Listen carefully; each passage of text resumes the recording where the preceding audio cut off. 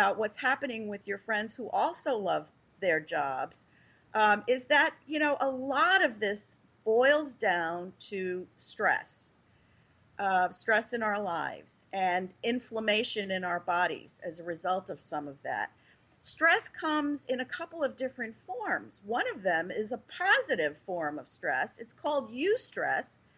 And that's what you experience, Gail, when, although you're loving your life, oh, I've got this book that I have to finish by tomorrow, or I have to call so and so and give them a message immediately, or I have 5 things I need to remember right now. So that's causing stress, but the bigger picture is one of joy and happiness. It's the negative stress, although they both act similarly on the body. We tend to recover more quickly from the positive stress, but the negative stress that nags at us and is typically on a daily basis, that has a very, very harmful effect on us. And there are many other things. If you wanted to, unfortunately, genetics plays a role, and so many other things do as well. So let me talk a little bit about the lifestyle as described, in a healthy way in integrative health. If you look at your lifestyle and your daily routines on a daily basis, you're doing many of the things that we talk about. Eating healthy, keeping close to the anti-inflammatory diet is a great way to eat and make sure you're eating regularly and getting all the nutrition that you need. What do you do that's harmful? And, once in a while, cheating is not a bad thing. In fact, you were talking about the difference between Crisco then and now. And just the other day, I had a conversation with my friend about hot dogs then and now and how much they've changed. And they used to be great. Not so much anymore. So those kinds of things. When you talk, one of the other things that you didn't mention is how much sleep do you get? Are you sleeping well? Me, I sleep great. I sleep with 2 cats. And I know there's a big argument. In fact, I just wrote about that in my newsletter this week Uh-huh. about sleep. And I do sleep very well. And I sleep in a lot of hotels too. But I sleep very well. But I also, when I'm home, I sleep with 2 cats. And they're right, I mean, they're right next to me. One is on my back and one is under my arm. And I sleep just great. And that's terrific. That's terrific. And how many hours typically do you sleep? Between 7 and 8. Usually, I turn off the light at 11 at night, and usually I'm up at 7, sometimes up at 6, depends. But that's basically it. And that's perfect. They recommend between 7 and 9 consistent hours of sleep, um, in a dark room. And, there's no substitute for having wonderful pets. Everybody, And there's that big all argument, agreement there. should you sleep with them or should you not? And of Well, course, sure. most just say no because of the hair and the dust and all of that. And people who have animals say, oh yeah, I'm going to do it anyway. Well, honestly, it's a completely personal choice. Frankly, I have a wonderful, wonderful dog, but he snores louder than I do. I love So I can't have him in my room because he wakes me up regularly. So, I have to tell you something. I had a little Yorkie. Unfortunately, she passed away Christmas, and I used to take her everywhere with me. I mean, to conferences, to seminars, to workshops, and she crisscrossed the country with me every month because I also have homes in California as well as Florida. And that dog would come to these seminars, and she'd fall asleep, and she would snore. This little tiny Yorkie would yes. snore, and everybody would their heads would flip around. Who's not paying attention? Of course, it was the dog. The So dog. it's true. I can appreciate what you're Oh my saying, God. exactly about your dog. Absolutely. And usually I do a lot of coaching online, and and the dog is right next to me every time, sound asleep, and once in a while my client will chuckle, and I'm asking, what's so funny? Well, I hear your dog snoring. And at this point, I'm so involved in what I'm talking about, I don't even hear it.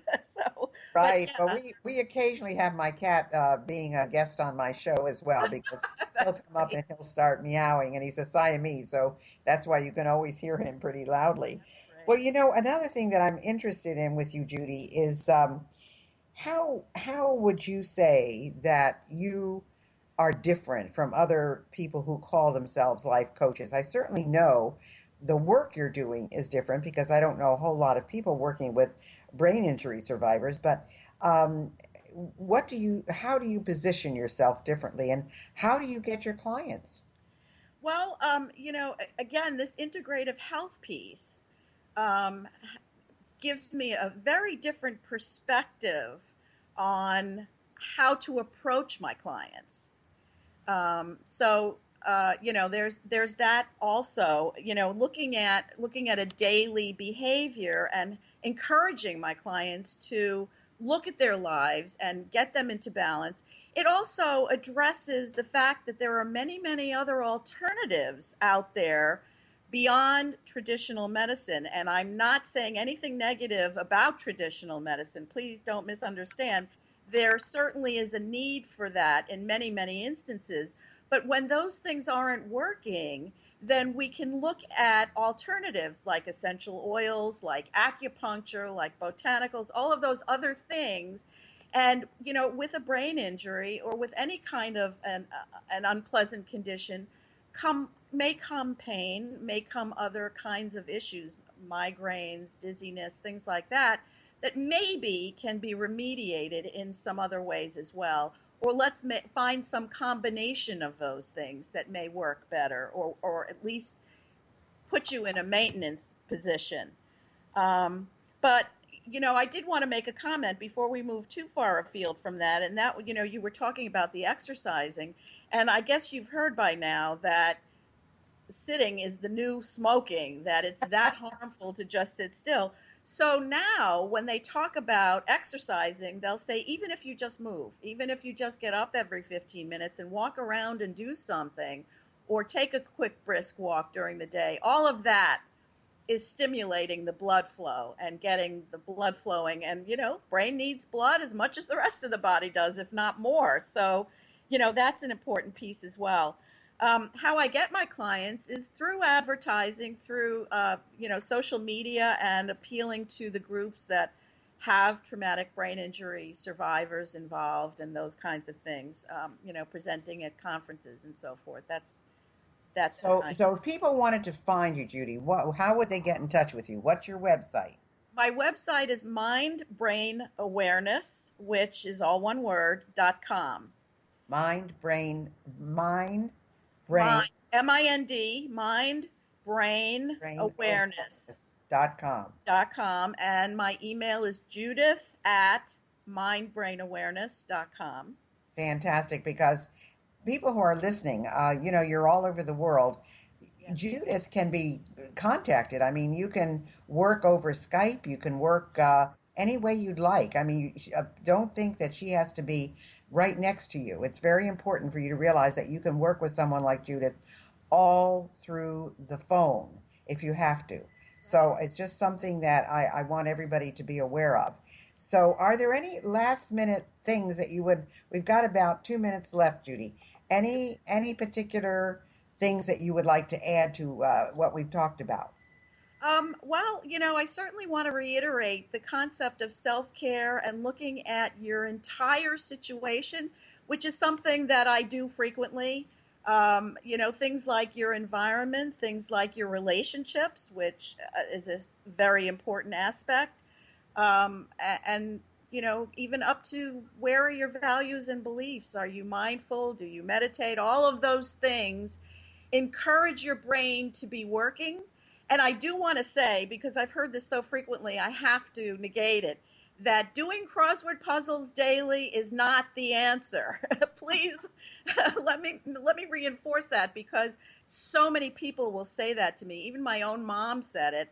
And if the only reason that they encourage you to do things like that is when it's something you've never done before, then it's teaching your brain new things. That is stimulating the brain. So if you've never done a crossword, that's great. If you want to learn a language, if you want to learn how to knit, if you want to do some math that you've never learned before, anything that's new for you is going to encourage your brain to develop new pathways and think differently about things. um, that's probably the final word on what to do that's going to help you. And email me, absolutely. Even if you just have a question that you want to ask, I'm more than happy to respond. Well, with that, we're going to say goodbye to Judi. And again, my guest has been Dr. Judi Grunwald, and get in touch with her. She's got the answers for you. Thanks so much for being with us today, Judi. Thank you so much, Gail. I appreciate it.